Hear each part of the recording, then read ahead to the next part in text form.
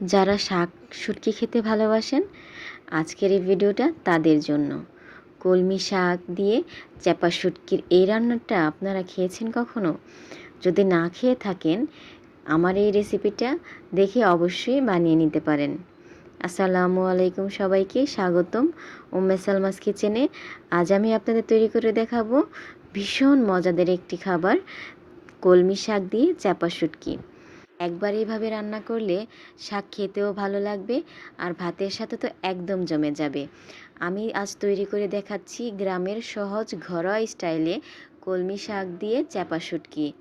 আশা করছি আপনাদের ভালো লাগবে। তাহলে চলুন শুরু করা যাক।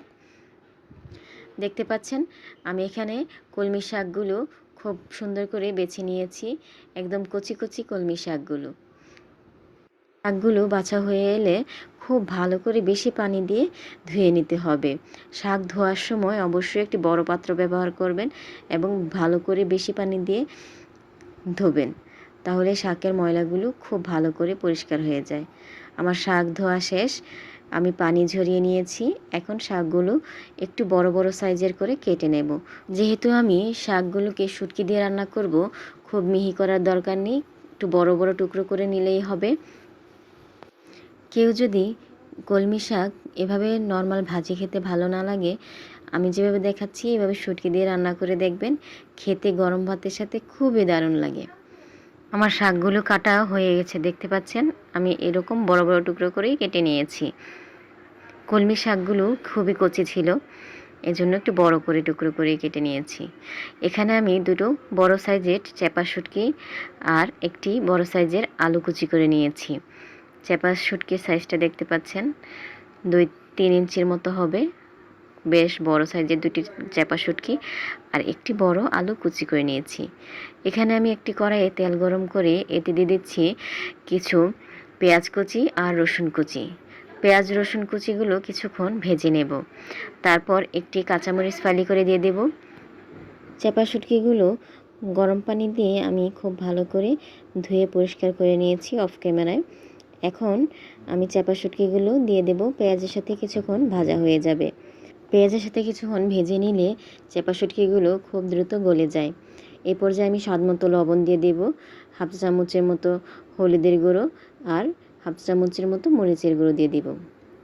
এভাবে একটু নেড়েচেড়ে শুটকিগুলোকে ভেঙে দেব।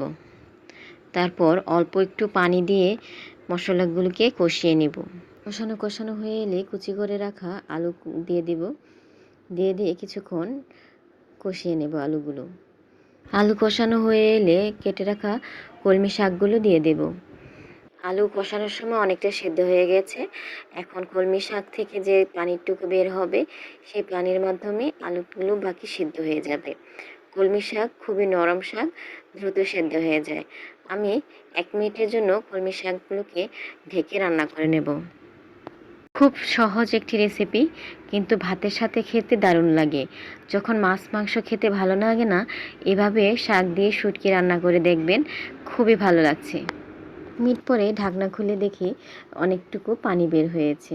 শাকগুলো কচি ছিল, শাকগুলো সেদ্ধ হয়ে গেছে, আলুগুলো প্রায় সেদ্ধ হয়ে এসেছে পুরোপুরি। অল্প একটু পানি আছে, এই পানিগুলো আমি কিছুক্ষণ নেড়েচেড়ে শুকিয়ে নেব। খুব বেশি হাই হিটে রান্না করা যাবে না, মাঝারি আঁচে রান্না করলেই এই শাকটা ভালো হবে। আমার শাকগুলো প্রায় রান্না শেষ হয়ে এসেছে। এই পর্যায়ে আমি কাঁচামরিচ ফালি আর ধনেপাতা কুচি দিয়ে দেব। ধনেপাতা কুচি দিয়ে একটু নেড়েচেড়ে কিছুক্ষণ পরেই নামিয়ে ফেলবো। ব্যস্তময় জীবনে এই কলমি শাক রান্নাটা কিন্তু ভীষণ সহজ, কারণ কলমি শাক কাটা বাছা খুবই সহজ হয়, অন্য শাকের মতো এত ঝামেলা নেই। খেতেও ভীষণ ভালো লাগে, মাছ মাংসের স্বাদকেও মাঝে মাঝে হার মানিয়ে যায় এই শুটকি দিয়ে কলমি শাকের রেসিপিটা। আপনাদের কাছে কলমি শাক কীভাবে রান্না করলে ভালো লাগে কমেন্টে জানাতে ভুলবেন না। আর আমার বানানো এই শুটকি দিয়ে শাকের রেসিপিটি আপনাদের কেমন লেগেছে অবশ্যই জানাবেন কমেন্টে। ভিডিও ভালো লাগলে অবশ্যই লাইক কমেন্ট শেয়ার করবেন, আর সহজ ঘরোয়া রেসিপি পেতে আমার চ্যানেলে সাবস্ক্রাইব করবেন। আজ এ পর্যন্তই, আবার হাজির হয়ে যাব নতুন কোনো সহজ ঘরোয়া রেসিপি নিয়ে। ততক্ষণ পর্যন্ত সবাই ভালো থাকবেন, সুস্থ থাকবেন। আল্লাহ হাফেজ।